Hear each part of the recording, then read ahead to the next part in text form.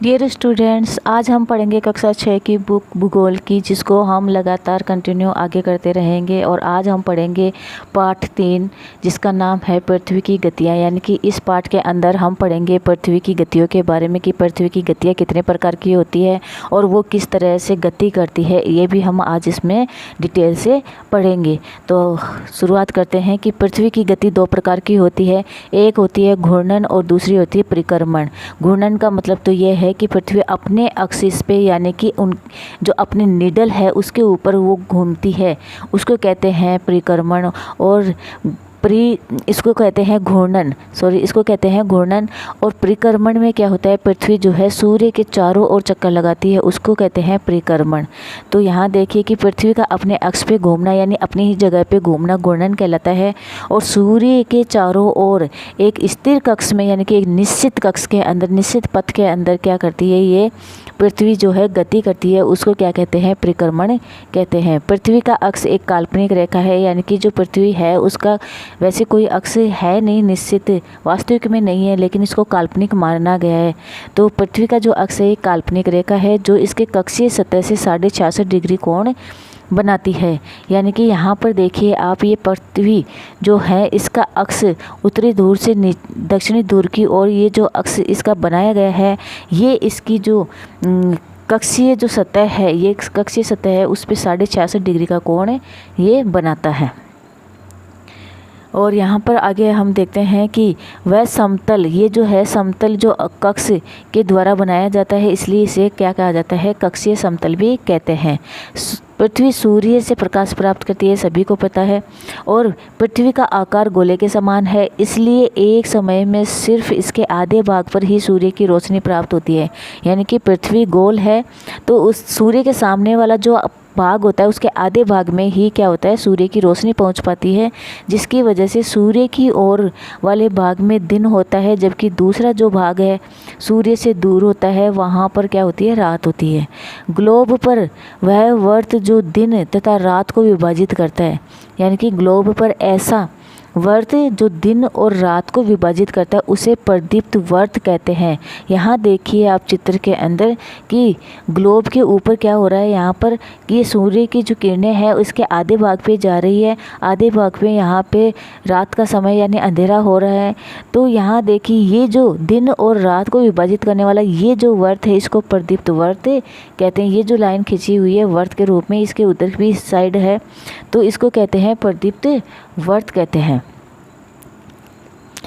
यह वर्त अक्ष के साथ नहीं मिलता है, यानी कि ये जो वर्त है आप इसे देखिए कि ये जो वर्त है, अक्ष तो ये है हमारा, और यहाँ देखिए कि ये एक्सिस तो ये है और ये प्रदीप्त वर्त ये है, तो ये हमारे अक्ष के साथ नहीं मिलता है। तो ये इसकी वजह क्या है कि हमारी जो अर्थ है वो 66.5 डिग्री जो है अपने कक्षीय सतह पे झुकी हुई है, 66.5 डिग्री का कोण बनाती है, जिसकी वजह से क्या नहीं हो रहा है कि इसमें प्रदीप्त वर्त में और अक्ष में दोनों में बहुत इसमें अंतर आ रखा है। और यहाँ देखते हैं हम आगे कि पृथ्वी अपने अक्ष पे एक चक्कर पूरा करने में 24 घंटे का समय लेती है। यानी कि पृथ्वी जो है अपने एक्सिस पे, यानी कि अपनी ही जगह पे राउंड करने में 24 घंटे का समय लेती है। घूर्णन के समय जो काल होता है, समय काल होता है घूर्णन का, उसको क्या कहते हैं, पृथ्वी दिन कहते हैं। यानी कि जो 24 घंटे होते हैं उसमें एक समय पूरा कर लेती है, घूर्णन कर लेती है, उसको पृथ्वी दिन कहते हैं। और यह पृथ्वी की दैनिक गति है, यानी कि रोज़ाना डेली जो गति हो रही है उसी को हम पृथ्वी दिन कहते हैं। यहाँ पर हम आगे देखते हैं कि अगर पृथ्वी घूर्णन ना करे तो क्या होगा। यानी कि इसका आंसर यही है कि अगर पृथ्वी घूर्णन ना करे तो सूर्य के तरफ वाले पृथ्वी के जो भाग है उसमें हमेशा दिन रहेगा, जिसकी वजह से उस भाग में क्या होगी, गर्मी लगातार पड़ती रहेगी। और जो दूसरा भाग है उसमें क्या होगा, हमेशा अंधेरा रहेगा, जिसकी वजह से क्या होगा, वहाँ पे पूरे समय ठंड बनी रहेगी, और जिसकी वजह से क्या हो जाएगी, ऐसी स्थिति की वजह से जीवन संभव नहीं हो पाएगा। पृथ्वी की दूसरी गति जो सूर्य के चारों ओर कक्ष में होती है, यानी कि अब जो है हम किसके बारे में पढ़ेंगे, पृथ्वी की दूसरी गति के बारे में पढ़ेंगे जिसका नाम है परिक्रमण करना, यानी कि सूर्य के चारों ओर परिक्रमा करना, सूर्य के चारों ओर चक्कर लगाना, इसी को क्या कहते हैं हम, परिक्रमण करना कहलाता है। ये पृथ्वी की दूसरी गति है जो पृथ्वी के चारों ओर चक्कर लगाती है और सूर्य के चारों ओर पृथ्वी चक्कर लगाती है। और ये जो है पृथ्वी एक वर्ष में यानी 365 सही 1/4 दिन में क्या करती है, पृथ्वी सूर्य का एक चक्कर लगाती है।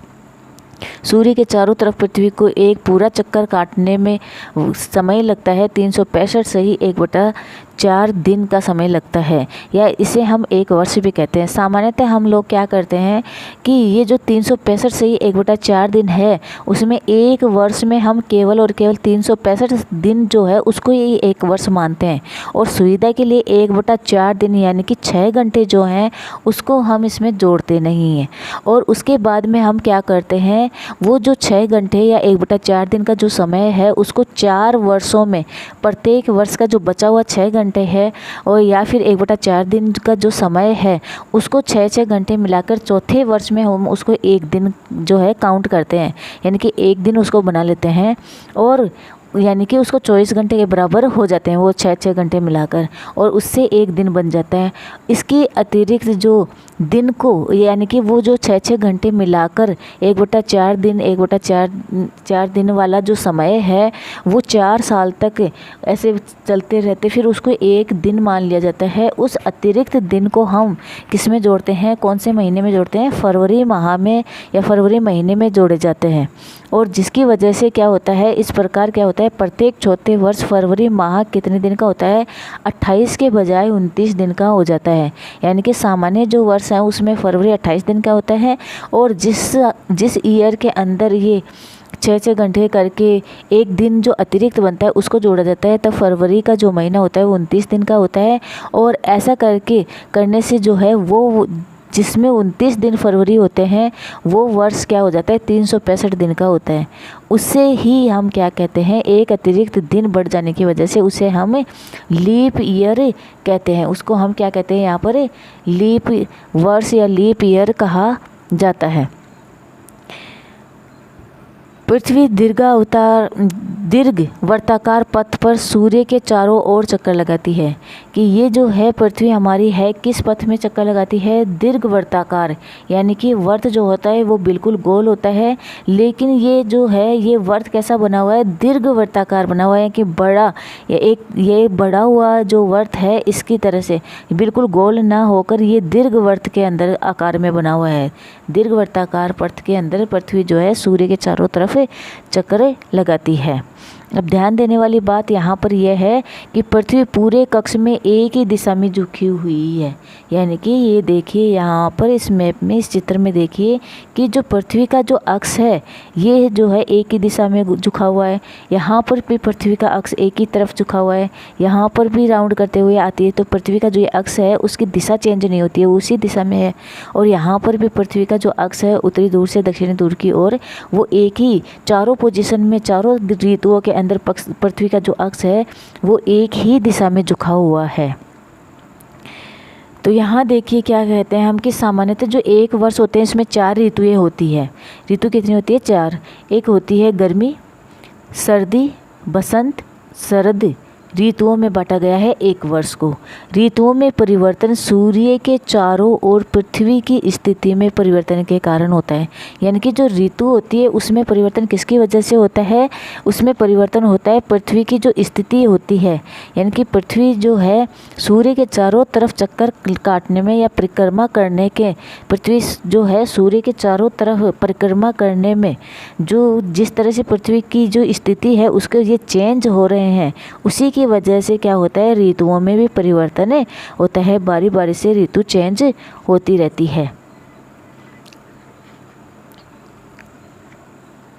आप इसके अंदर देखेंगे क्या 21 जून को उत्तरी गोलार्ध क्या होता है, सूर्य की तरफ झुका हुआ होता है। यहाँ देखिए आप कि ये जो है 21 जून का समय की बात है, 21 जून के दिन की बात है कि ये जो उत्तरी गोलार्ध है ये उत्तरी गोलार्ध, ये किसकी तरफ झुका हुआ है? सूर्य की तरफ झुका हुआ है। अब उत्तरी गोलार्ध सूर्य की तरफ झुका हुआ है तो सूर्य की किरणें जो है कर्क रेखा यानी कि 23.5 डिग्री उत्तरी अक्षांश पे कैसी पड़ेगी? सीधी पड़ेगी। यानी कि कर्क रेखा के ऊपर क्या होगा कि सूर्य की किरणें कर्क रेखा पर सीधी पड़ेगी। इसके परिणाम स्वरूप क्या होगा? इन क्षेत्रों में उष्मा अधिक होगी, यानी कि 21 जून को क्या होगी? गर्मी अधिक होगी। और ध्रुवों के पास वाले जो क्षेत्र है उसमें कम उष्मा प्राप्त होती है। क्यों प्राप्त होती है? ध्रुव के जो क्षेत्र हैं यानी कि जो पोलर एरियाज हैं उनके अंदर क्या होगा? उष्मा कम प्राप्त होती है। क्यों कम प्राप्त होती है? क्योंकि वहाँ पर सूर्य की किरणें तिरछी पड़ती है, यानी कि जो सूर्य की किरणें हैं कर्क रेखा पर सीधी पड़ती है तो ध्रुवों की तरफ क्या होती है? तिरछी पड़ती है। उत्तर ध्रुव सूर्य की तरफ झुका होता है, यानी कि जो उत्तर ध्रुव है वो किसकी तरफ झुका हुआ? हमने अभी मैप में देखा था। ये देखिए यहाँ पर कि ये जो उत्तर ध्रुव है ये किसकी तरफ झुका हुआ है? सूर्य की तरफ यहाँ पर झुका हुआ है। ये जो है यहाँ पर देखिए 90 डिग्री उत्तरी ध्रुव जिसको कहते हैं हम, ये सूर्य की तरफ झुका हुआ है और यहाँ सूर्य की रोशनी पहुँच रही है, सूर्य का जो उष्मा है वो पहुँच रही है यहाँ पर। तो यहाँ देखिए उत्तरी ध्रुव सूर्य की तरफ झुका हुआ होता है तथा उत्तरी ध्रुव रेखा के बाद वाले जो भाग हैं उन पर क्या होगा? 6 महीने लगातार दिन रहेगा। यानी कि जो उत्तरी ध्रुव वाले जो भाग हैं उन पे क्या होगा? 6 महीने लगातार दिन रहेगा। चूँकि उत्तरी गोलार्ध के बहुत बड़े भाग में सूर्य की किरणें रोशनी जो है वो प्राप्त होती है। सूर्य की जो उष्मा है उत्तरी गोलार्ध के बड़े भाग पर क्या होती है? सूर्य की रोशनी प्राप्त होती है, सूर्य की उष्मा प्राप्त होती है। इसलिए विषुवत वर्त के उत्तरी भाग में गर्मी का मौसम होता है। यानी कि जो यही वजह है कि उत्तरी गोलार्ध जो है सूर्य की तरफ झुका हुआ होता है, जिसकी वजह से क्या होता है? विषुवत वर्त से ऊपर का जो भाग है उत्तरी दिशा की तरफ जो भाग है यानी कि उत्तरी जो गोलार्ध है उसमें क्या होगा? गर्मी का मौसम होगा। और उसके अपोजिट जो दक्षिणी गोलार्ध है उसमें क्या होगा? दक्षिणी भाग में सर्दी का मौसम होगा। तो 21 जून को इन क्षेत्रों में सबसे लंबा दिन होता है और दिन की जो अवधि है 21 जून को सबसे लंबा दिन होता है और सबसे छोटी रात होती है। पृथ्वी की इस अवस्था को हम क्या कहते हैं? उत्तरायण भी कहते हैं, यानी कि उत्तर अयनांत भी कहते हैं। यानी कि जो पृथ्वी है वो सूर्य की तरफ उत्तरी गोलार्ध की ओर झुकी हुई होती है, जिसकी वजह से इसको हम उत्तरायण कहते हैं। 22 दिसंबर को दक्षिणी ध्रुव के सूर्य की ओर झुके होने के कारण मकर रेखा पर सूर्य की किरणें सीधी पड़ती है। 22 दिसंबर का जो समय है इसमें देख लेते हैं हम कि यहाँ पर देखिए 22 दिसंबर की यहाँ बात चल रही है। ये देखिए यहाँ पर 22 दिसंबर, तो 22 दिसंबर को क्या होता है कि दक्षिणी जो गोलार्ध है ये जो है ये वाला पार्ट, ये दक्षिणी गोलार्ध किसकी तरफ है? सूर्य की तरफ है, जिसकी वजह से यहाँ पर सूर्य की किरणें कहाँ पर? मकर रेखा पर सीधी पड़ती है और दक्षिणी गोलार्ध के अंदर इस वक्त क्या होती है? गर्मी होती है। और इसके अपोजिट 22 दिसंबर को जो है उत्तरी गोलार्ध में क्या होता है कि सर्दी का शीत ऋतु होती है, सर्दी का मौसम यहाँ पर होता है, शीत ऋतु यहाँ पर होती है। तो 22 दिसंबर को दक्षिणी गोलार्ध दक्षिणी ध्रुव जो है क्या है? यानी कि 90 डिग्री अक्षांश की बात, 90 डिग्री दक्षिणी अक्षांश की बात कर रहे हैं कि 22 दिसंबर को दक्षिणी ध्रुव के सूर्य की ओर झुके होने के कारण मकर रेखा पर सूर्य की किरणें सीधी पड़ती है। चूँकि सूर्य की किरणें मकर रेखा पर लंबवत पड़ती है इसलिए दक्षिणी गोलार्ध के बहुत बड़े भाग पर प्रकाश प्राप्त होता है, यानी कि सूर्य की उष्मा प्राप्त होती है। और यही वजह है कि दक्षिणी गोलार्ध में इस वक्त लंबे दिन और छोटी रातें वाली ग्रीष्म ऋतु होती है। यानी कि ऋतु यहाँ ग्रीष्म होती है लेकिन यहाँ पे दिन जो है लंबे होते हैं, रात छोटी होती है। और उत्तरी गोलार्ध में जो है शीत ऋतु होती है और दिन जो है वो दिन जो है वो छोटे होते हैं और रात लंबी होती है। इसके ठीक विपरीत स्थिति उत्तरी गोलार्ध में होती है। यही बात यहाँ पे समझा रहे हैं कि पृथ्वी की इस अवस्था को क्या कहते हैं? हम दक्षिणायन कहते हैं या दक्षिण अयनांत कहते हैं इसी अवस्था को। अब यहाँ पर देखिए सबसे इम्पोर्टेंट बात यहाँ पे कि ऑस्ट्रेलिया जो है उसमें क्या होता है? ग्रीष्म ऋतु में, यानी कि जो क्रिसमस है उत्तरी गोलार्ध में क्या कब मनाया जाता है? क्रिसमस 25 दिसंबर को मनाया जाता है। लेकिन ऑस्ट्रेलिया जो है वो दक्षिणी गोलार्ध में आता है। ऑस्ट्रेलिया महाद्वीप कहाँ आता है? दक्षिणी गोलार्ध में। यानी कि दक्षिणी गोलार्ध में ग्रीष्म ऋतु में गर्मियों के समय में क्या होता है? उसी वक्त क्रिसमस का पर्व मनाया जाता है। क्रिसमस जो त्यौहार है उसको मनाया जाता है ऑस्ट्रेलिया में ग्रीष्म ऋतु में। अब यहाँ पर हम दो स्थितियों के बारे में और देखेंगे, एक तो है 21 मार्च और एक है 23 सितंबर। जो 21 मार्च और 23 सितंबर की ये जो अवस्था है इसको देखिए, ये है 21 मार्च और ये है 23 सितंबर। इन दोनों के अंदर क्या होगा कि 21 जो मार्च का जो समय है उत्तरी गोलार्ध में बसंत ऋतु होगी और जबकि दक्षिणी गोलार्ध में शरद ऋतु होगी। और यहाँ पर देखिए 23 सितंबर को क्या होगा, 23 सितंबर यानी कि अब 23 सितंबर का जो समय है उस दिन क्या होगा यहाँ पर कि उत्तरी गोलार्ध में तो शरद ऋतु होगी और दक्षिणी गोलार्ध में इस वक्त बसंत ऋतु यानी कि गर्मियों के दिन चल रहे हैं, गर्मियों की शुरुआत होने वाली है। तो यहाँ पे बसंत ऋतु होती है यहाँ पर दक्षिणी गोलार्ध में। आगे हम यहाँ पर देखते हैं कि 21 मार्च और 23 सितंबर का सूर्य की जो किरणें हैं विषुवत वर्त पर सीधी पड़ती है। 21 मार्च और 23 सितंबर को क्या होता है, सूर्य की जो किरणें हैं वो विषुवत वर्त पे, यानी कि विषुवत वर्त वो वाला वर्त है जो पृथ्वी को क्या करता है, दो बराबर भागों में बांटता है, उत्तरी गोलार्ध और दक्षिणी गोलार्ध। तो ये जो विषुवत वर्त है इसके ऊपर सूर्य की किरणें बिल्कुल सीधी पड़ती है। इस अवस्था में कोई भी ध्रुव सूर्य की ओर नहीं झुका होता है, यानी कि उत्तरी ध्रुव और दक्षिणी ध्रुव दोनों ही ध्रुव क्या होते हैं, सूर्य की तरफ झुके हुए नहीं होते। इसलिए पूरी पृथ्वी पर रात और दिन क्या होते हैं, बराबर होते हैं। और इसीलिए ये जो 21 मार्च और 23 सितंबर जो है समय है इस पे क्या होता है, विषु इक्विनॉक्स कहा जाता है, क्योंकि इन दोनों दिनों में क्या होता है कि सूर्य की जो किरणें हैं विषुवत वर्त पे सीधी पड़ती है, जिसकी वजह से पूरी पृथ्वी पर दिन और रात का समय बराबर होता है। इसी को हम इक्विनॉक्स या विषु कहा जाता है।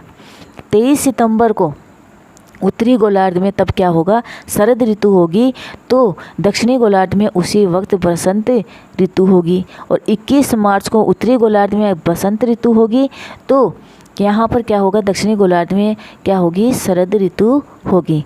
इस प्रकार स्पष्ट है कि पृथ्वी के घूर्णन करने की जो गति है उसमें और पृथ्वी की जो परिक्रमण करने की जो गति है उसके कारण दिन रात और ऋतुओं में परिवर्तन होता है। यानी कि पृथ्वी की जो घूर्णन गति है उसकी वजह से तो दिन रात बनते हैं और परिक्रमण पृथ्वी की जो परिक्रमण गति है उसकी वजह से ऋतुएं बनती है, ऋतुओं में परिवर्तन होता है। तो आज की ये जो पार्ट 3 है पृथ्वी की गतियाँ, इसमें आज हम इतना ही पढ़ेंगे और आशा है कि आपको ये चैप्टर अच्छे से समझ में आ गया होगा। और ये जो है चैप्टर, ये वाला जो पार्ट है ये आपके किसी भी प्रकार के जो एग्ज़ाम्स है उसके लिए बहुत ही महत्वपूर्ण है। और आपके एग्ज़ाम्स के अंदर ये क्या करेंगे, इससे बहुत सारे क्वेश्चन आते हैं, तो एग्ज़ाम में पास कराने के लिए ये जो पार्ट है आपकी बहुत मदद करेगा। और आपको अगर ये लगता है सच्चे मन से कि ये जो चैप्टर है हमें समझ में आया है और हमारे एग्ज़ाम के पर्पज़ से ये बहुत ही इम्पोर्टेंट है, तो प्लीज़ सब्सक्राइब करिए, शेयर करिए और इस वीडियो को आगे से आगे पहुंचाइए। धन्यवाद।